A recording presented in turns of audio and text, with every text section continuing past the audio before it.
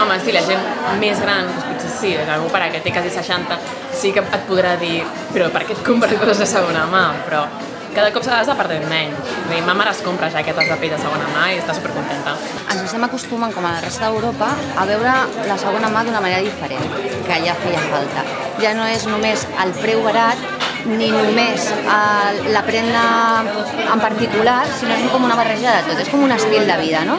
Entre la crisi i el moment que estem passant, que també ens força una miqueta a veure-ho així, més doncs, la influència europea que ja feia falta. Home, jo penso que també és depèn de la persona, però no crec que la gent no compri perquè trobi que es roba bruta o alguna cosa así. Cada vez menos, pero sí. Hay gente que sí, que le da manía de, esto lo lleva otra persona, pero hay quien no. Y poco a poco yo creo que es cada vez menos tabú. Como que ha pasado de un público a otro. Antes era, si vas de segunda mano era porque no podías permitirte algo nuevo. Pues ahora ya no. Ahora te vas de segunda mano porque quieres ser de segunda mano. Jo crec que avui en dia no.